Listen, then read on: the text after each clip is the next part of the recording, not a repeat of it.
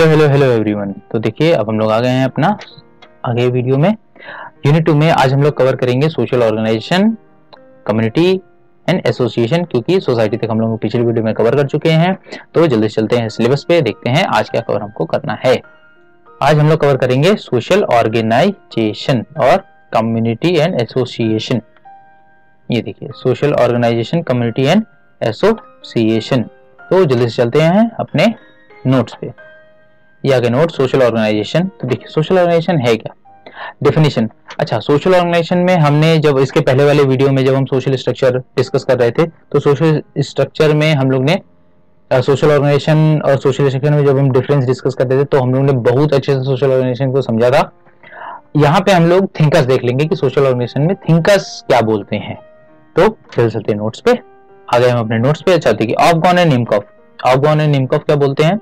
Has defined social organization as the articulation of a different parts which forms various functions। वही articulation of different parts को मिलाया, उसका articulation किया, जो अपने अपने different tasks कर रहे हैं। It is an active group device of getting something done। ठीक है, ऑफगॉन एंड निमकॉफ की बात समझ में आई। इलियट एंड मेरिल सेज, इन्होंने भी कुछ कहा। ये बोलते हैं क्या, organisation is a state of being, a condition in which the various institutions in a society are functioning in accordance with their recognized and implied purpose। मतलब ऑर्गेनाइजेशन जो है वो स्टेट ऑफ बीइंग है। हर ऑर्गेनाइजेशन, हर institution अपना काम कर रहा है जो उसको दिया गया है और उसी हिसाब से चीजें चल रही हैं। अच्छा, एच.एम. जॉनसन क्या बोलते हैं? According to H M. Johnson, organisation refers to an aspect of interaction system. Interaction से ऑर्गेनाइजेशन में इन्होंने ऑर्गेनाइजेशन के इंटरेक्शन एक्सपेक्ट्स को दिखाया गया है। इंटरेक्शन मतलब ऑर्गेनाइजेशन होगी तो वहां पे इंटरेक्शन लोगों का तो होगा ही होगा। अब आगे टाइप्स ऑफ ऑर्गेनाइजेशन, दो टाइप के ऑर्गेनाइजेशन है, फॉर्मल ऑर्गेनाइजेशन और informal organisation.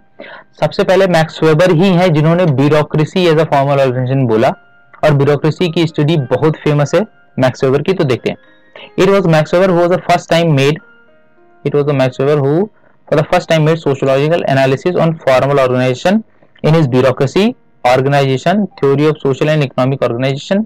Max Weber has provided his conception of formal organization, particularly of bureaucracy। bureaucracy पे मैक्स वेबर का काम बहुत फेमस है। bureaucracy क्या होती है?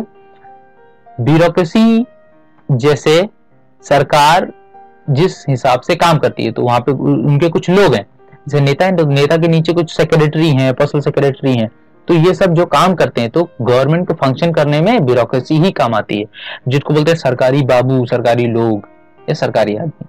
अब आगे देखते हैं। तो ये हो गई फॉर्मल ऑर्गेनाइजेशन। अब इनफॉर्मल ऑर्गेनाइजेशन क्या है? अच्छा, फॉर्मल ऑर्गेनाइजेशन में टेलकॉट पार्सन ने भी काम किया। ये थोड़ा आपको ब्लरी दिख रहा होगा शायद।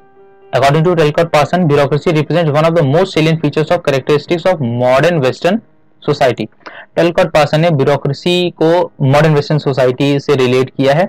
इन्होंने बोला, the relatively large scale organisation with a specialised function can be called as bureaucracy. मतलब ब्यूरोक्रेसी केवल गवर्नमेंट एम्प्लॉयज को ही नहीं बोल सकते। Large scale organisation with specialised function, मतलब हर चीज का फंक्शन डिफाइन है, मतलब आपको ये काम करना है, आपको ये काम करना है। अगर वो चीज डिफाइंड है और वो फंक्शन कर रही है तो उसको हम ब्यूरोक्रेसी बोल सकते हैं।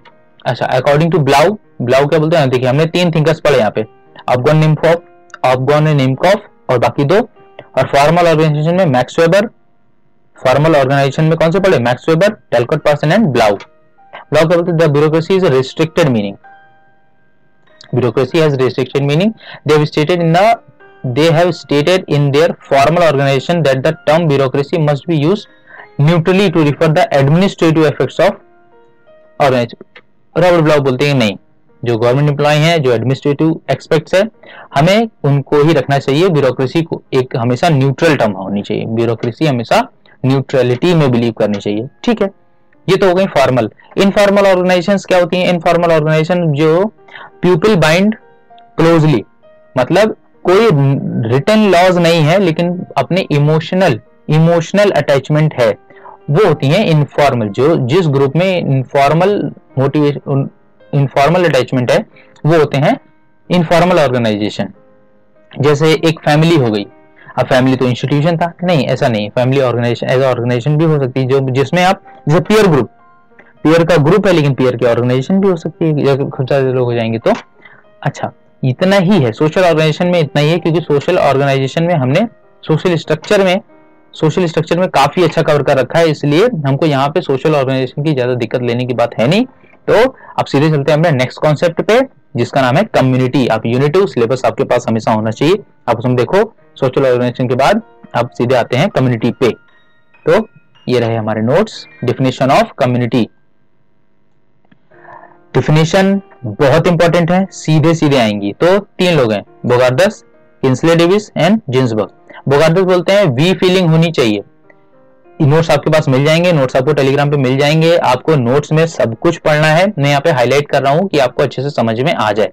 According to Bogardus, community is a social group of some degree of we feeling and living in a given area.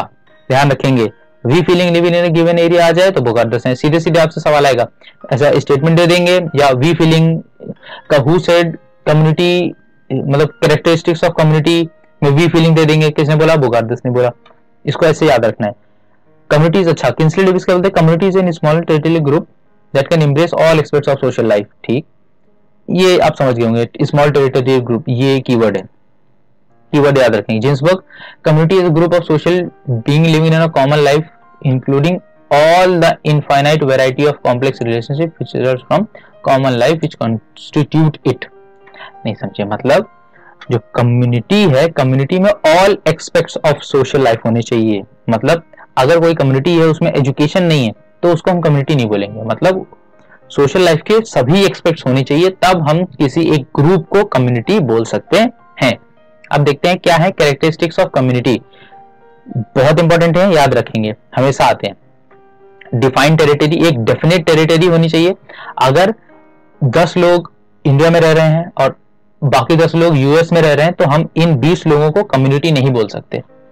ठीक है, तो डेफिनेट टेरिटरी होनी चाहिए, पॉपुलेशन ठीक ठाक होनी चाहिए, क्लोज सोशल रिलेशनशिप्स होने चाहिए, कल्चरल सिमिलरिटी होनी चाहिए, वी फीलिंग होनी चाहिए और ऑर्गेनाइज्ड इंस्ट्रक्शन होना चाहिए। ये 6 या तो रट लीजिए या तो याद कर लीजिए क्योंकि ये बहुत इंपॉर्टेंट है। अच्छा, अब समझते हैं ग्रेट एंड लिटिल कम्युनिटीज क्या है और ये ग्रेट एंड लिटिल कम्युनिटीज में क्या फर्क है।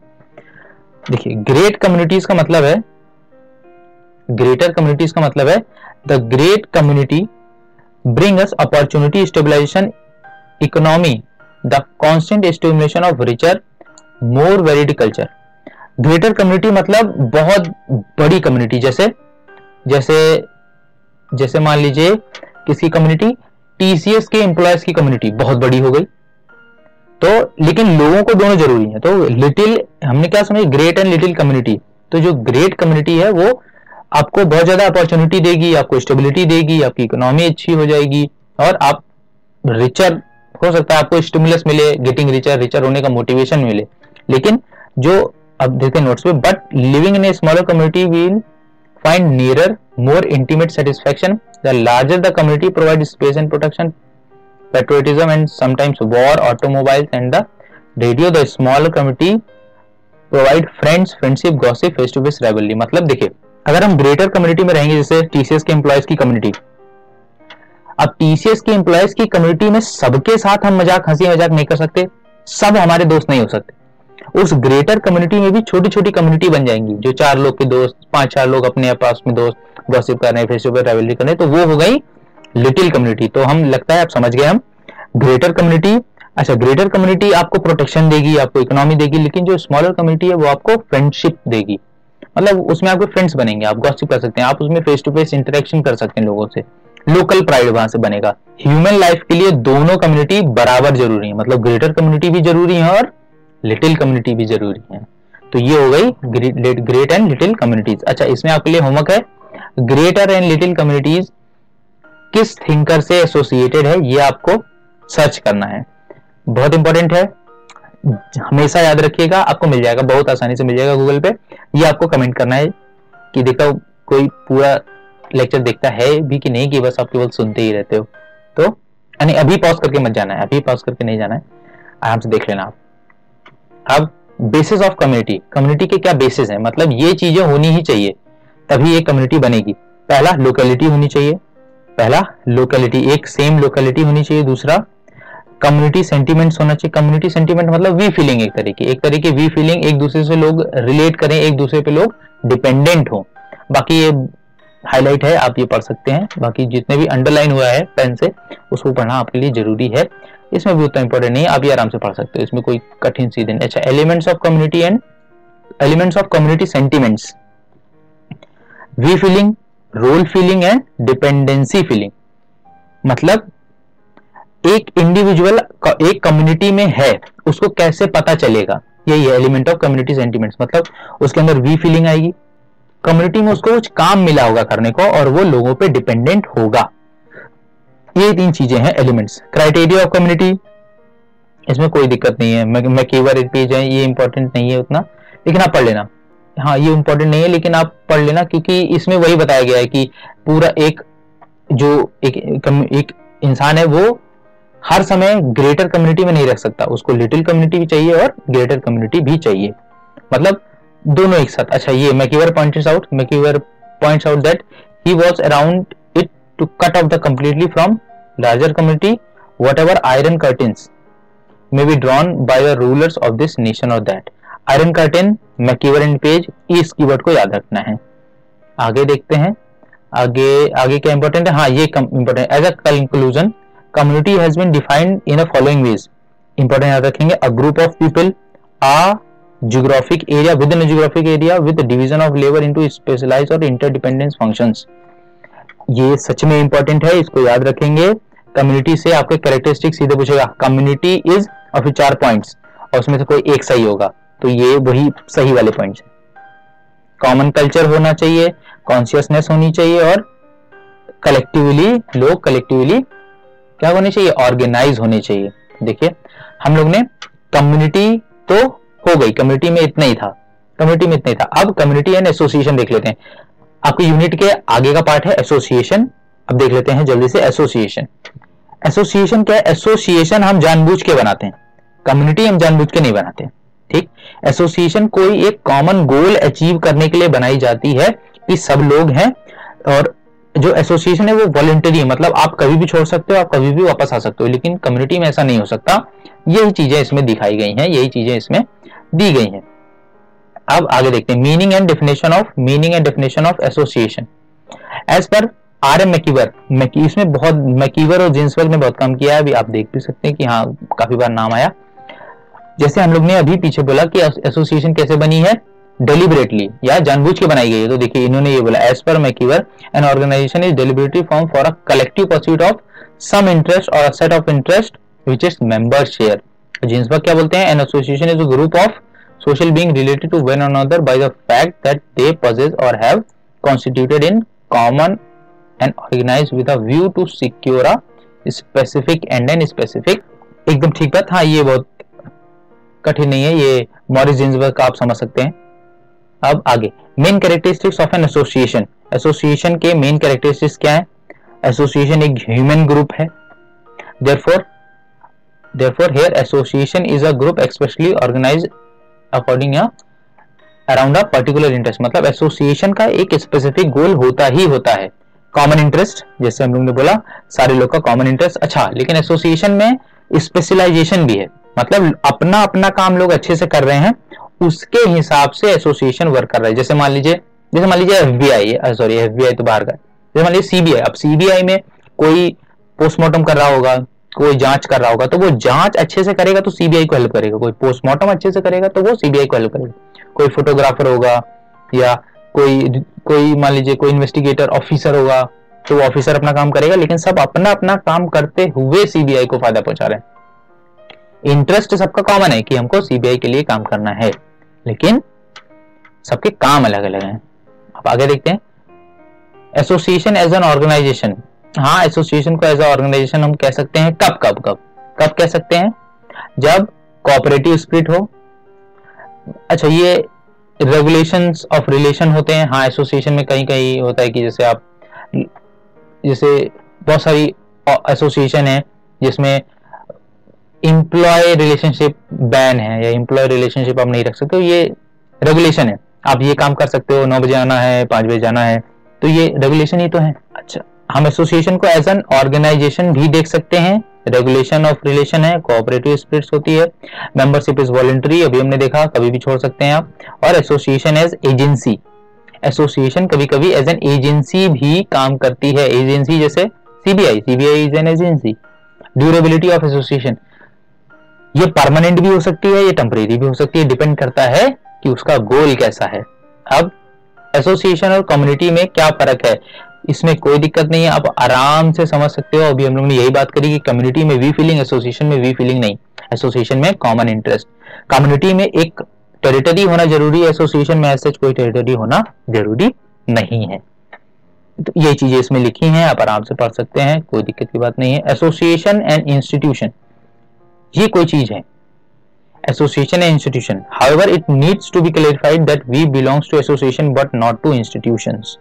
In a way, institutions are defined and established form or conditions of procedure, characteristics of group activity, while forming association with a deliberate formation surrounding certain common interests also created rules and procedure to deliver the objective. Thus, every association has with respect particular interest, its characteristics, institutions. मतलब जो institution है और association है, इनमें थोड़ा सा फर्क है। अगर कोई आदमी एक एसोसिएशन से बिलोंग कर रहा है, इसका मतलब ये नहीं है कि वो उस इंस्टीट्यूशन से भी बिलोंग कर रहा है। मतलब कैसे, जो इंस्टीट्यूशन है वो एक प्रोसेस है, लेकिन एसोसिएशन एक प्रोसेस नहीं है, एसोसिएशन एक बॉडी है।